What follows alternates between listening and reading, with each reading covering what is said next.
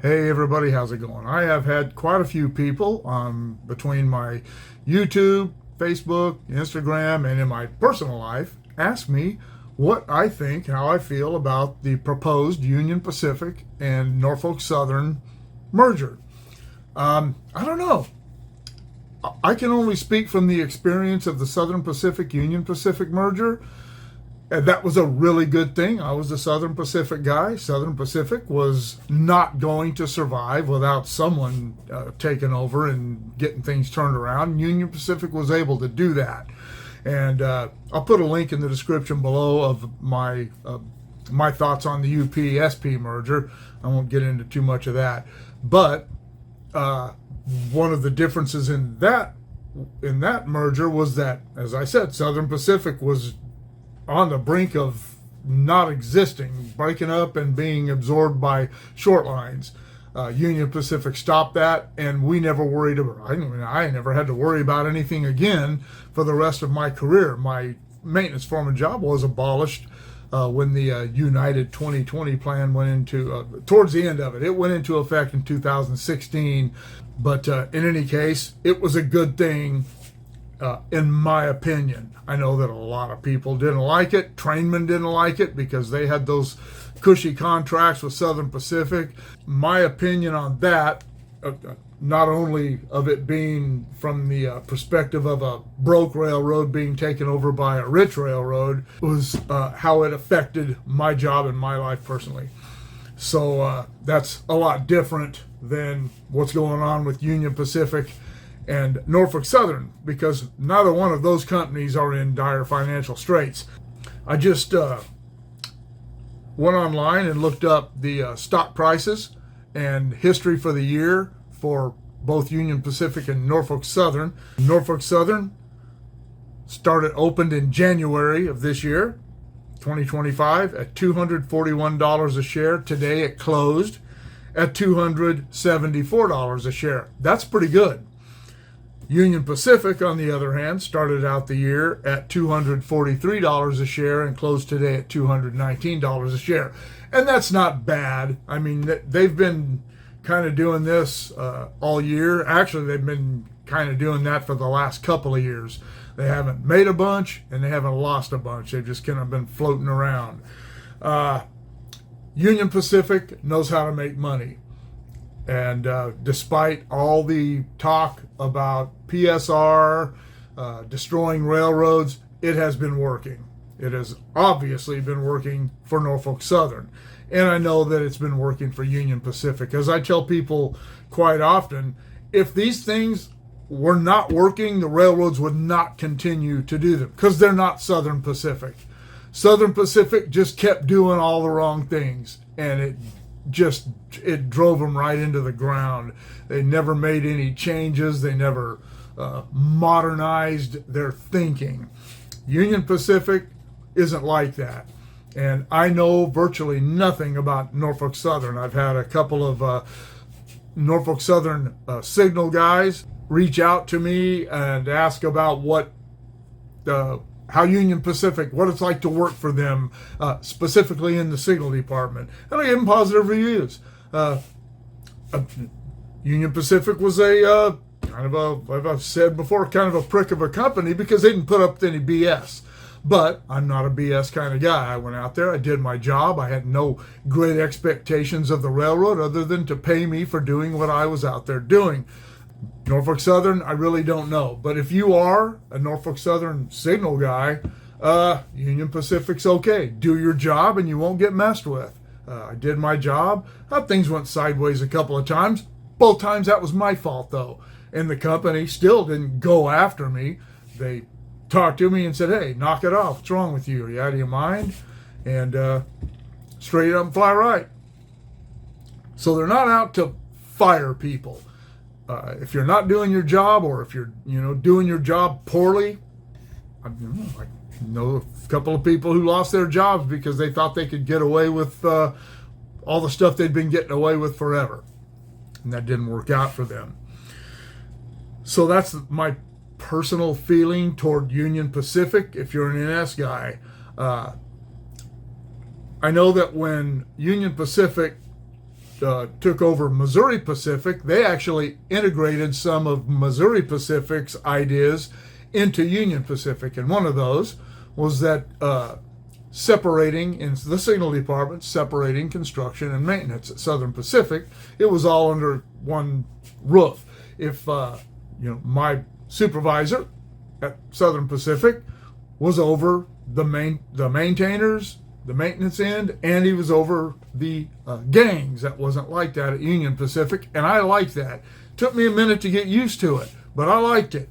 Now, as far as just the merger itself, trying to look at it objectively, I don't know. I don't know if it's a good deal or not, to be honest with you. I don't like the idea of things getting big to the point where the government starts to step in and say, hey, wait a minute, we'll just take this over.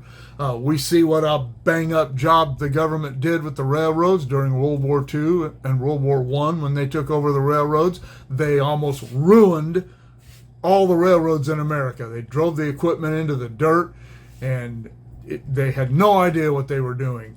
Same thing with Amtrak. Look what a great job the government has done with Amtrak. 50 years and they've never turned a profit. If we can manage to do this kind of thing and keep the government's nose out of it, I don't see what's wrong with it. I don't think it's going to cause any job losses. I don't know how much territory Union Pacific and Norfolk Southern overlap, but when SP and UP merged, that actually created quite a few jobs, and most of those jobs didn't go away in PSR. Some of them did, but not very many of them. I don't know. Economically, I think it would be great for both companies. Here's an article that was in Barron's by a writer named Bill Alpert. I don't know. When Union Pacific and Norfolk Southern announced their merger deal Tuesday to form America's first transcontinental railroad, it puzzled some who recalled the Golden Spike driven in 1869 at Utah's Promontory Summit. The last spike, blah, blah, blah, blah, blah. The proposed Union Pacific Transcontinental Railroad will link every corner of the country, and it may spur a second transcontinental network if Union Pacific's western rival, BNSF, a unit of Warren Buffett's Berkshire Hathaway, feels forced to bid for Norfolk's eastern counterpart, CSX. And that's exactly what I see happening. BNSF and CSX are not going to stand idly by while Union Pacific and Norfolk Southern swallow up the southern half of the United States. That's just not going to happen. And the resulting freight traffic could get rail stocks unstuck. That would be quite an achievement. As I said, Union Pacific kind of has been stuck. It hasn't lost a lot. It hasn't gained a lot. It has pretty much done nothing. Then Norfolk Southern's done a little bit better. But, and by the way, the second transcontinental railroad was built by Southern Pacific. I think they finished it in 1878. The Tehachapi Pass is part of that. That line, the original one, went from Omaha to Sacramento. The second transcon went from San Francisco via Los Angeles to New Orleans, and they connected with the railroads out there. And but as they're saying, this is truly a transcontinental railroad. Omaha wasn't all the way east, and neither was New Orleans. So this would go to Norfolk Southern, and Norfolk Southern they were in Pennsylvania. You've seen my videos that I did when I was in Pennsylvania. I don't know. I think sounds like a great deal economically. It really does. This would probably be a good time. Right now would probably be a good time to buy some stock in these two railroads. It might be a good time to buy stock in CSX. You can't buy stock in BNSF. You have to buy stock in Berkshire Hathaway, which is very, very expensive. But so that's my objective look at it. I hate seeing anything that costs people jobs, and that's something that they would have to figure out. dovetailing seniority when Union Pacific and Southern Pacific merged. When they dovetailed the seniorities, they eliminated, Southern Pacific had divisional seniority throughout their system.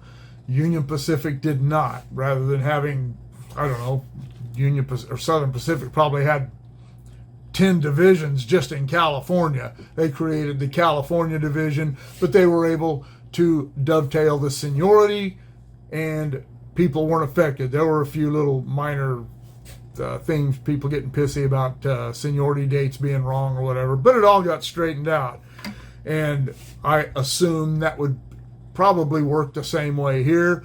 I don't know. It sounds like a pretty good deal. It's a great deal for the railroads, and it's probably not a bad deal for employees. But that would remain to be seen.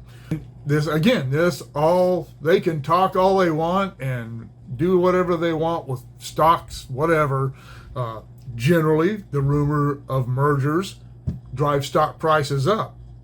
I don't know if that was the case with Norfolk Southern's stock going up. I didn't go back. I just went back for the year, and it went slowly up. There were no peaks that I noticed, and it didn't do anything for Union, or hasn't done anything yet for Union Pacific. So we'll see. With neither railroad being in financial difficulty, I guess it would come down to whether or not they will be able to continue to provide the same service to customers. When Southern Pacific and Union Pacific merged, I've heard a lot of people say, yeah, that was really bad. Customers suffered. No, they did not. Southern Pacific and Santa Fe, or in my corner of the world, had already sold off all their branch lines. We kept the Lone Pine branch here, but that's the only one, and we had dozens of branch lines. Sold them off to short lines. Those short lines took those branches over and turned them. They were terrible for Santa Fe and Southern Pacific because they kept doing the wrong things. And the short lines turned those into extremely profitable railroads, and they interchange in my corner of the world in Bakersfield at the BNSF yard and at the Union Pacific yard, and put those loads on trains outbound. And that's probably the same kind of thing. I don't know if Norfolk Southern owns branch lines. If you do, let me know in the comments below. But I guess I'm getting long-winded here. My opinion of it, personally, overall, is I don't think it's a bad thing. Mergers have always been the direction industry has gone, for all industries, not just the railroads. At one time, gosh, I think there were like 200 railroad companies in the United States at one time. Some of them just went tits up, but most of them merged with other railroads or were bought by other railroads, because there's no way that all those railroads could have survived in competition. It was killing all of them. And while that is not the case today, the mergers have, look at the aviation industry. That's a great example. Without mergers, many of these aviation companies would have gone out of business. And now, gosh, what is it? Boeing, Lockheed Martin, McDonnell Douglas, a whole bunch of them are all in one boat. And it's worked out. It's worked out for the aviation industry. I mean, there you go. I don't know. It's always hard to say when something like this is happening. And but that's my opinion. You heard my personal opinion and my objective opinion. And I don't know how it worked for rail fans. So if you're one of the rail fans that's involved in this, just you can take what I say with a grain of salt, because I am certainly no expert. All I know is how things affected me with one of the largest railroad mergers in history with SP and UP. I know how I was affected by that personally, and I know how it worked out objectively. And that's really my only experience. So everything else is strictly an opinion. The numbers don't lie in the stock market. And as I said, Union Pacific knows how to make money. And it looks to me like Norfolk Southern also knows how to make money. So, hey, it could work out great for everybody. I don't think it'll be terrible in any case, but I do think it's, in my opinion, that it would probably work out okay. All right, there you have it. Here are the URLs to my PayPal and my Patreon. If you can help the channel out that way, I'd sure appreciate it. Keep shooting me the ideas. Drop in the comments below. Shoot me an email. And MotorPoet59 at gmail.com. Like, share, subscribe, click on the bell if you want to be notified of future content, and we'll see you all later.